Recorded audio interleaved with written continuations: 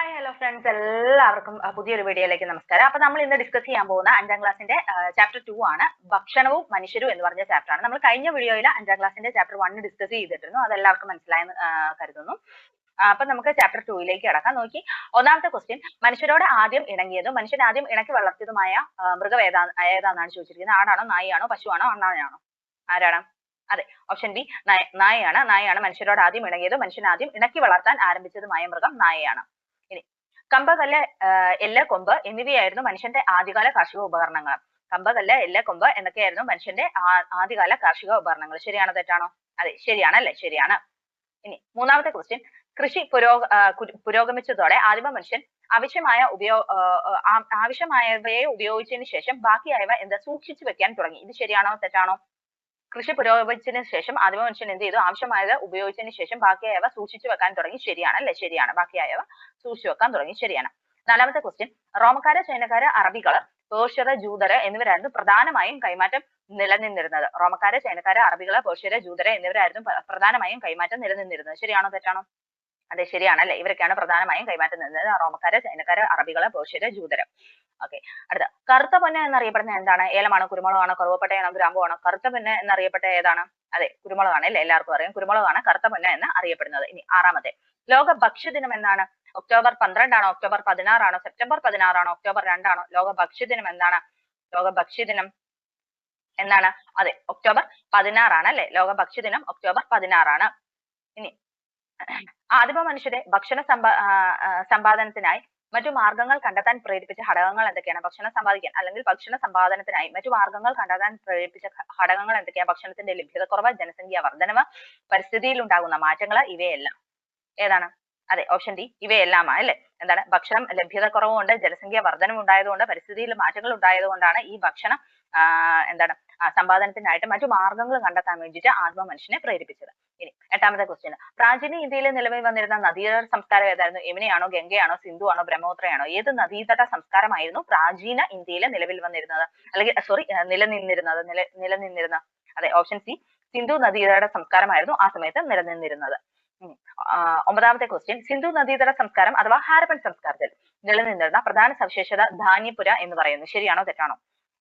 സിന്ധു നദീതട സംസ്കാരം അഥവാ ഹരപ്പൻ സംസ്കാരത്തിൽ നിലനിന്നിരുന്ന പ്രധാന ഒരു സവിശേഷതയായിരുന്നു ധാന്യപുര എന്ന് പറയുന്നത്. ശരിയാണോ തെറ്റാണോ? അതെ, ശരിയാണ് അല്ലെ? ആ സമയത്ത് നിലനിന്നിരുന്ന ഒരു പ്രധാന സവിശേഷതയാണ് എന്തെന്ന് പറയുന്നത്? ധാന്യപുര എന്നുകൊണ്ട് പറയുന്നത്. പത്താമത്തെ ക്വസ്റ്റ്യൻ, ഈ നാണയ വ്യവസ്ഥയൊക്കെ നിലവിൽ വരുന്നതിന് മുമ്പ് സാധനങ്ങൾ പരസ്പരം കൈമാറുന്ന രീതി ഉണ്ടായിരുന്നു. ആ കൈമാറ്റ രീതി എന്തെന്ന് പറയപ്പെടുന്നു? ബാർട്ടർ സമ്പ്രദായം, മോട്ടർ, ട്രാക്ടർ. എന്ത് സമ്പ്രദായമായിരുന്നു? ഈ നാണയമൊക്കെ വരുന്നതിന് മുമ്പ് സാധനങ്ങൾ പരസ്പരം, ചക്കയ്ക്ക് വരെ മാങ്ങ കൊടുക്കുക, അങ്ങനെ പരസ്പരം കൈമാറിയുന്ന സമ്പ്രദായമായിരുന്നു ഏതാ? ബി, ബാർട്ടർ സമ്പ്രദായമായിരുന്നു കേട്ടോ. ബാർട്ടർ സമ്പ്രദായമായിരുന്നു. നോക്കിയേ, 11ാമത്തെ ക്വസ്റ്റ്യൻ, വാസ്കോ ഡി ഗാമ തിരിച്ചു പോകുമ്പോൾ യാത്രാ ചെലവിന്റെ എത്ര ഇരട്ടി വിലയുള്ള ചരക്കുകളാണ് കൊണ്ടുപോയത്? തിരിച്ചു പോകുമ്പോൾ യാത്രാ ചെലവിന്റെ എത്ര ഇരട്ടി ആയിരുന്നു വാസ്കോ ഡി ഗാമ തിരിച്ചു കൊണ്ടുപോയത്?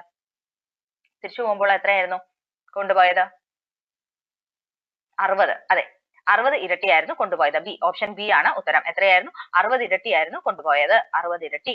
ഈ വാസ്കോ ഡി ഗാമ എന്താണ്? വാസ്കോ ഡി ഗാമ ഇന്ത്യയിൽ എത്തിച്ച പോർച്ചുഗീസ് രാജാവ് ആരായിരുന്നു? ഈ മാനുവൽ ഒന്നാമനായിരുന്നു ഇന്ത്യയിലേക്ക് അയച്ചത്. അതുപോലെ തന്നെ ഈ വാസ്കോ ഡി ഗാമ 1498 നവംബറിൽ കണ്ണൂരിൽ നിന്നാണ് പുറപ്പെട്ട. 1499 പിന്നെ തിരിച്ച് ലിസ്ബണിൽ എത്തിയത്. ആ സമയത്ത് 60 ഇരട്ടി ലാഭമായിട്ടാണ് ഇവിടുന്ന് ചരക്ക് കൊണ്ടുപോയത്. പുള്ളി വന്നതിന്റെ ചെലവിന്റെ 60 ഇരട്ടി ലാഭമായിട്ടാണ് ഇവിടുന്ന് ചരക്ക് കൊണ്ടുപോയത്. പിന്നെ നോക്കിയേ, 12ാമത്തെ ക്വസ്റ്റ്യൻ, ഉഷ്ണമേഖല ആപ്പിൾ എന്നറിയപ്പെടുന്ന പഴവർഗ്ഗം ഏതാണ്? ഉഷ്ണമേഖല ആപ്പിൾ എന്നറിയപ്പെടുന്ന പഴവർഗ്ഗം ഏതാണ്? നോക്കിയേ, കൈതച്ചക്കയാണോ, മാങ്ങയാണോ, ചക്കയാണോ, പേരയ്ക്കയാണോ? ഉഷ്ണമേഖല ആപ്പിൾ എന്നറിയപ്പെടുന്നത്?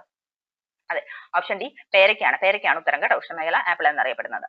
13ാമത്തെ, സഹോദരൻ അയ്യപ്പനെ കുറിച്ച് താഴെ തന്നിരിക്കുന്ന പ്രസ്താവനയിൽ തെറ്റായത് ഏത്? തെറ്റാണ്. തെറ്റ് മാത്രം കണ്ടാൽ മതി. നോക്കിയേ, 1917 മെയ് 29 വിവിധ ജാതിക്കാരെ ഒന്നിച്ചിരുത്തി മിശ്രഭോജനം സംഘടിപ്പിച്ചു. ബി, മിശ്രഭോജനം സംഘടിപ്പിച്ചത് എറണാകുളം ജില്ലയിലെ ചേറായിലാണ്. സി, രണ്ടും ശരി. ഏതാണ് ഉത്തരം വരുന്നത്? അതെ, രണ്ടും ശരിയാണ് അല്ലെ? 1917 മെയ് 29 വിവിധ ജാതിക്കാരെ ഒന്നിച്ചിരുത്തി മിശ്രഭോജനം കൊടുത്തു. അതുപോലെ തന്നെ മിശ്രഭോജനം സംഘടിപ്പിച്ചത് എറണാകുളം ജില്ലയിലെ ചേറായിലാണ്. രണ്ടും ശരിയാണ്. ഇനി അടുത്ത 14ാമത്തെ ക്വസ്റ്റ്യൻ, ബംഗാളില് ഭക്ഷണക്ഷാമം ഉണ്ടായ വർഷം എന്നാണ്? ഭക്ഷണക്ഷാമം ഉണ്ടായത്? അതെ, 1943 ബംഗാളില് ഭക്ഷണക്ഷാമം ഉണ്ടായത് എന്നാണ്? 1943. 15ാമത്തെ ക്വസ്റ്റ്യൻ, ദരിദ്ര നിർമ്മാർജ്ജനത്തിനായി കേരള സർക്കാർ രൂപം കൊടുത്ത പദ്ധതി ഏതാണ്? ദരിദ്ര നിർമ്മാർജ്ജനത്തിനായി കേരള സർക്കാർ രൂപം കൊടുത്ത പദ്ധതി ഏതാണ്? ഏത് പദ്ധതിയാണ്? ദരിദ്ര നിർമ്മാർജ്ജന മിഷനാണോ, കുടുംബശ്രീ മിഷനാണോ, സ്വയം തൊഴിൽ മിഷനാണോ, വൈദാഹം മിഷനാണോ, ഏതാണ്? അതെ, കുടുംബശ്രീ മിഷനാണ് അല്ലേ? ഓപ്ഷൻ ബി കുടുംബശ്രീ മിഷനാണ് ദാരിദ്ര്യ നിർമ്മാർജ്ജനത്തിനായി കേരള സർക്കാർ രൂപം കൊടുത്ത പദ്ധതി എന്ന് പറയുന്നത്. അടുത്ത ക്വസ്റ്റ്യൻ 16ാമത്തെ, ദേശീയ ഭക്ഷ്യ സുരക്ഷാ നിയമം നിലവിൽ വന്ന എന്നാണ്?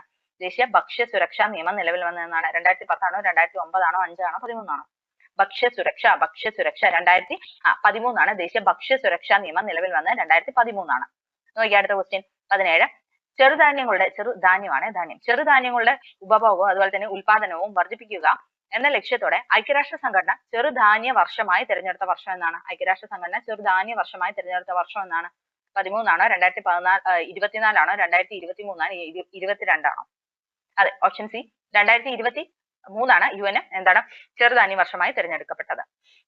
താഴെ തന്നിരിക്കുന്നവയിൽ ശരി ഏത്? നോക്കി, കുറിഞ്ചി എന്ന് പറഞ്ഞാൽ കാടും മലയും നിറഞ്ഞ പ്രദേശമാണെന്നാണ് പറയുന്നത്.